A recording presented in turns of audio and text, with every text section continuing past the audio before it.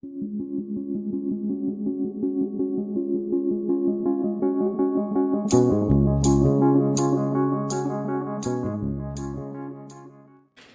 friends, welcome back to our channel CBSE Tricks. കഴിഞ്ഞ ക്ലാസ്സിൽ നമ്മൾ ജോഗ്രഫിയിലെ ക്ലാസിഫിക്കേഷൻ ഓഫ് റിസോഴ്സസിനെ കുറിച്ചിട്ടാണ് പഠിച്ചത്. ഇപ്രാവശ്യം നമ്മൾ ഡെവലപ്മെൻറ്റ് ഓഫ് റിസോഴ്സസിനെ കുറിച്ചിട്ടാണ് പഠിക്കാൻ പോകുന്നത്. അപ്പോൾ കണ്ടിന്യൂവേഷൻ ഓഫ് ജോഗ്രഫിയാണ്, ഇന്നും പാർട്ടായിട്ടാണ് നമ്മൾ എടുക്കുന്നത്. അപ്പോൾ നമുക്കറിയാമല്ലോ, resources are used by human beings ആണല്ലേ റിസോഴ്സസ് ഒക്കെ ഉപയോഗിക്കുന്നത്. ഹ്യൂമൻ ബീങ്സിന് വേണ്ടിയിട്ടാണല്ലോ നമ്മൾ റിസോഴ്സസ് ഇവിടെ ഉണ്ടാക്കിയിട്ടുള്ളത്. അതുകൊണ്ട് തന്നെ നമുക്കറിയാം റിസോഴ്സസ് അധികം യൂസ് ചെയ്യുന്നത് ആരാണ്? ഹ്യൂമൻ ബീങ്സാണ്. അപ്പോൾ ഈ ഹ്യൂമൻ ബീങ്സ് റിസോഴ്സസ് യൂസ് ചെയ്യുന്നത് ഇൻഡിസ്ക്രിമിനേറ്റ് ആയിട്ടാണ്, അതായത് കൂടുതലായിട്ട് ഓവർ യൂസ് ചെയ്യുന്നുണ്ട്. അതുകൊണ്ട് തന്നെ എന്താണ്, നമ്മുടെ ഭൂമിക്കോ അല്ലെങ്കിൽ നമ്മുടെ റിസോഴ്സിനോ അത് എഫക്റ്റ് ചെയ്യാൻ കഴിയണില്ല. അതുകൊണ്ട് തന്നെ കുറേ പ്രോബ്ലംസ് നമ്മൾ ഫേസ് ചെയ്യുന്നുണ്ട്. ആ ഒരു പ്രോബ്ലംസിനെ കുറിച്ചിട്ടാണ് നമ്മൾ ഇന്ന് പഠിക്കാൻ പോകുന്നത്. 3 പ്രോബ്ലംസാണ് നമുക്കെല്ലാം അറിയുന്നത്. ഒന്ന് ഡിപ്ലീഷൻ ഓഫ് റിസോഴ്സസ് എല്ലാവർക്കും അറിയാമല്ലോ. For the satisfying greed of a few ഇൻഡിവിജ്വൽസിനെ റിസോഴ്സ് സാറ്റിസ്ഫൈ ചെയ്യാൻ വേണ്ടിയിട്ട്, റിസോഴ്സസ് സാറ്റിസ്ഫാക്ഷന് വേണ്ടിയിട്ട് നമ്മൾ കൂടുതൽ റിസോഴ്സസ് എന്ത് ചെയ്യുന്നുണ്ട്, ഉപയോഗിക്കുന്നുണ്ട് മനുഷ്യന്. അപ്പോൾ അതുകൊണ്ട് എന്ത് ചെയ്യുന്നുണ്ട്, നമ്മുടെ റിസോഴ്സസ് കുറഞ്ഞു വരും, അത് തകർന്നു പോവുകയാണ് ചെയ്യുന്നത്. നെക്സ്റ്റ് ജനറേഷന് അത് ഉപയോഗിക്കാൻ പറ്റാത്ത തരത്തിൽ ഡിപ്ലീഷൻ ആവുകയാണ് അത് ചെയ്യുന്നത്. ഓസോണിൻ്റെ ഡിപ്ലീഷൻ എന്നൊക്കെ നമ്മൾ പറയില്ലേ. ഓസോണിൻ്റെ ഡിപ്ലീഷൻ എന്താണെന്ന് വെച്ചാൽ നമ്മൾ ഓസോൺ ലെയറിൽ ഓട്ടകൾ വരികയാണ്, കേടുപാടുകൾ വരിക. അതുപോലെ തന്നെ റിസോഴ്സസിന് കേടുപാടുകൾ വരികയാണ്. പിന്നെ രണ്ടാമത്തെ point, accumulation of resources in A few hands.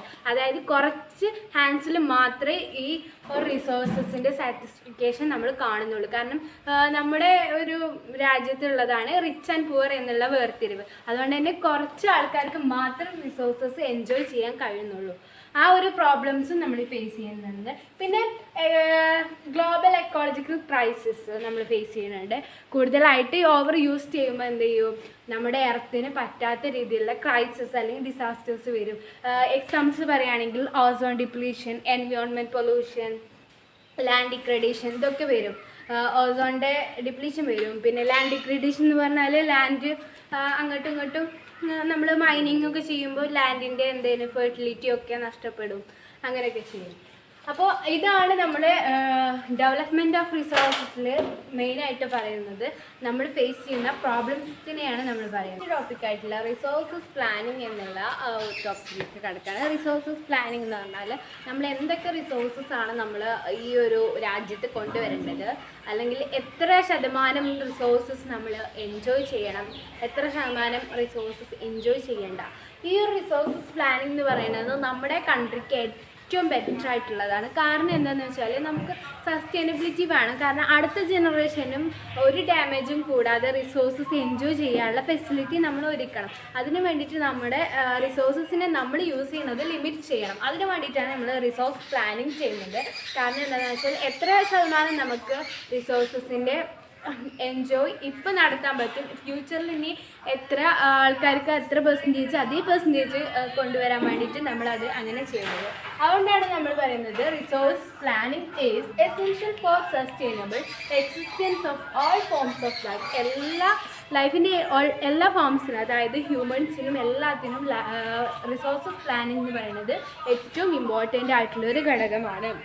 പിന്നെ സസ്റ്റൈനബിൾ എക്കണോമിക് ഡെവലപ്മെൻറ്റ് ഇത് ഇമ്പോർട്ടൻ്റ് ആണ്. എന്താണ് സസ്റ്റൈനബിൾ എക്കണോമിക് ഡെവലപ്മെൻറ്റ്? അതായത് sustainable economic development means development should take place without damaging the environment and development in the present should not compromise with the needs of generation. അതായത് development ഉണ്ടാക്കും. എന്തുകൊണ്ട്?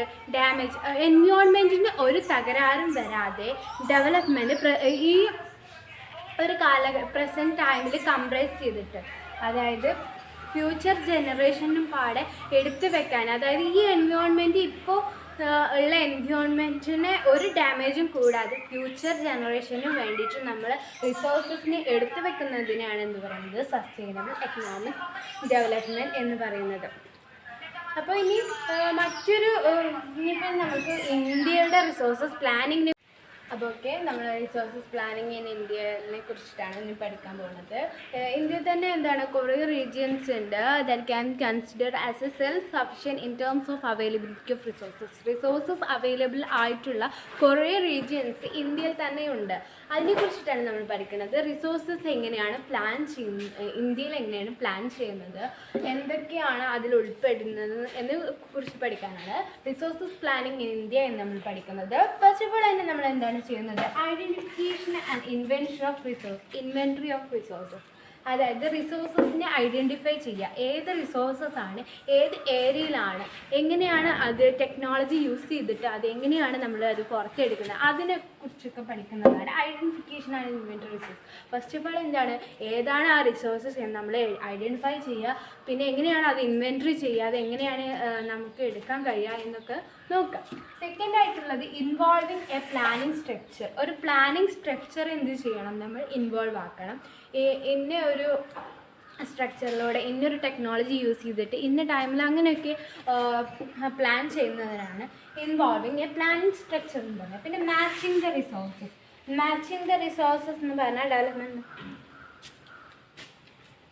അതായത് national ഡെവലപ്മെൻറ്റുമായിട്ട് ഈ ഒരു planning അല്ലെങ്കിൽ നമ്മൾ നടത്തിയ പ്ലാന് മാച്ച് ആവോ, എൻവയോൺമെൻറ്റിന് ഒരു തകരാറും വരാതെ ഇത് ടെക്നോളജി യൂസ് ചെയ്തിട്ട് അത് എടുക്കാൻ കഴിയുമോ എന്നുള്ളത് മാച്ച് ചെയ്യുന്നുണ്ടോ നോക്കാം. അതായത് നാച്ചുറൽ ഫ്രീ ആയിട്ടുള്ള ഒരു പ്ലാനിങ് ആയിരിക്കണം റിസോഴ്സസ് പ്ലാൻ ചെയ്യുമ്പോൾ ഉണ്ടാകുന്നത്.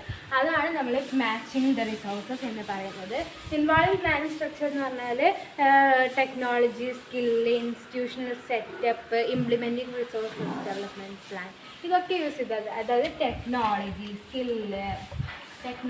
സ്കില്ല് ഇതൊക്കെ ഉണ്ടോ എന്ന് നോക്കാനാണ് നമ്മൾ ഇൻവോൾവിങ് എ പ്ലാനിങ് സ്ട്രക്ചർ ഉണ്ടാക്കുക എന്ന് പറയുന്നത്. പിന്നെ നമ്മൾ identification of and inventory of resources പറഞ്ഞു. അതിൽ surveying, mapping, qualitative and quantitative estimation, measurement of the resources, ഇതൊക്കെ ഇൻക്ലൂഡ് ചെയ്യുന്നതാണ് ഐഡൻറ്റിഫിക്കേഷൻ ഓഫ് ഇൻവെൻറ്ററി. അതായത് ഇത്ര ക്വാണ്ടിറ്റി ഇത്ര ക്വാളിറ്റി ഉണ്ട് ആ റിസോഴ്സസിനെ എന്ന് നോക്കാം. പിന്നെ എന്താണ്, സർവേ ചെയ്യുക, ആ ഒരു ഏരിയ സർവേ ചെയ്യണം, എന്തൊക്കെ അവൈലബിലിറ്റി ഓഫ് റിസോഴ്സസ് ഉണ്ട് ഒക്കെ നോക്കാം. പിന്നെ മാപ്പ് ചെയ്യും, എവിടെയാണ് അത് ലൊക്കേറ്റ് ചെയ്തിട്ടുള്ളത്, അതിൻ്റെ ഒരു മാപ്പ് സ്ട്രക്ചർ നമ്മൾ നോക്കണം. അതൊക്കെ ഉള്ളതാണ് എന്ത്, identification of inventory of resources. അപ്പോൾ പ്ലാനിങ് റിസോഴ്സസ് ഇൻ ഇന്ത്യയാണിത്. റിസോഴ്സസ് പ്ലാനിങ് ഇൻ ഇന്ത്യയിലുള്ള അവരെങ്ങനെയാണ് റിസോഴ്സസ് പ്ലാനിങ് നടത്തിയത് എന്നാണ് നമ്മളിത് പഠിക്കുന്നത്. ഇത്ര മാത്രമാണ് നമുക്ക് ഈ റിസോഴ്സസ് പ്ലാനിങ് ഇൻ ഇന്ത്യയിൽ പോയിന്റ്സ് ആയിട്ടുള്ളത്. പിന്നെ നമ്മുടെ അപ്പോൾ ഇന്ത്യയിൽ നടന്ന 1951 ഫസ്റ്റ് 5 ഇയർ പ്ലാൻസ് നമുക്ക് വരുന്നത്.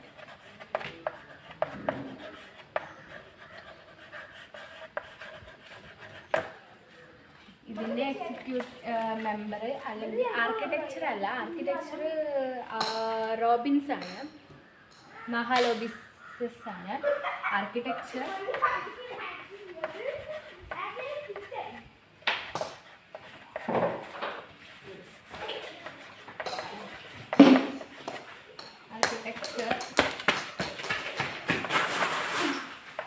മഹാലോബിസ്.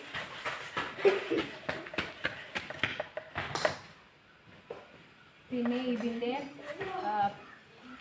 പ്രസിഡന്റ് എന്ന് പറയുന്നത് എന്താണ്, പ്രൈം മിനിസ്റ്റർ, പ്രസിഡന്റ് അല്ലെങ്കിൽ ഇത് നോക്കി നടത്തുക. അപ്പോൾ 1951 നമ്മുടെ ഇന്ത്യയിൽ ഫസ്റ്റ് 5 ഇയർ പ്ലാൻസ്, അതായത് റിസോഴ്സസിൻ്റെ പ്ലാനിങ് കൊണ്ടുവന്നത് 1951 ഇമ്പോർട്ടൻ്റ് ഡേറ്റ് ആണ്. അപ്പോൾ എല്ലാവരും അത് ഓർത്ത് വെക്കുക. 1951 ഫസ്റ്റ് 5 ഇയർ പ്ലാൻസിൽ, ആദ്യത്തെ 5 ഇയർ പ്ലാൻസിൽ നമ്മൾ ഇമ്പോർട്ടൻറ്റ് കൊടുത്തത് അഗ്രികൾച്ചർ സെക്ടറിൽ മാത്രമാണ്. അത് ഏറ്റവും വലിയൊരു ഫാൾട്ടായിട്ട് തന്നെയാണ് നമ്മൾ കാണുന്നത്. കാരണം എന്താണെന്ന് വെച്ചാൽ ഒരു സെക്ടറിന് മാത്രം ഇമ്പോർട്ടൻറ്റ് കൊടുത്തുകൊണ്ട് മറ്റ് സെക്ടേഴ്സ് വളർന്നു വരില്ല, നമ്മുടെ GDP റേറ്റ് ഇൻക്രീസ് ചെയ്യുമില്ല. അതുകൊണ്ട് തന്നെ പക്ഷേ കൂടുതൽ ബെനിഫിറ്റ് ഉണ്ടായിട്ടുണ്ട് കേട്ടോ. പക്ഷേ റിച്ച് ഫാമേഴ്സിനാണ് കൂടുതൽ ബെനിഫിറ്റ് ഉണ്ടായിട്ടുണ്ട്. കാരണം ഗവൺമെൻറ് സബ്സിഡി കൊടുത്തിട്ടുണ്ട്, HYV സീഡ്സ് യൂസ് ചെയ്ത്, ഇറിഗേഷൻ ഫെസിലിറ്റീസ് അങ്ങനത്തെ ഒക്കെ കൊണ്ടുവന്നിട്ടുണ്ട് ഗ്രീൻ റെവല്യൂഷൻ്റെ ഒക്കെ.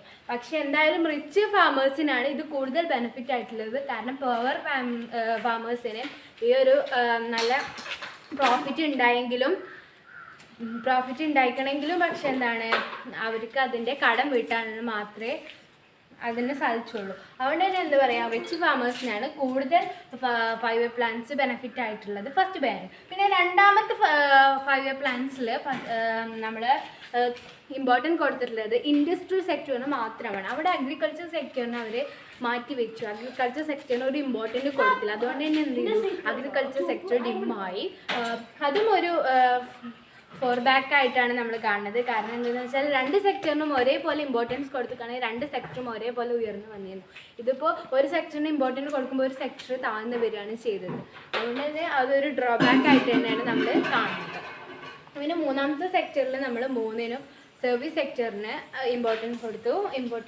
മൂന്ന് സെക്ടറിനും ഒരേപോലെ ഇമ്പോർട്ടൻസ് കൊടുത്തു. പിന്നെ അങ്ങനെയാണ് നമ്മുടെ GDP റേറ്റ് ഒക്കെ ഇൻക്രീസ് ആയത്. അങ്ങനെയാണ് നമ്മുടെ 5 ഇയർ പ്ലാൻസ്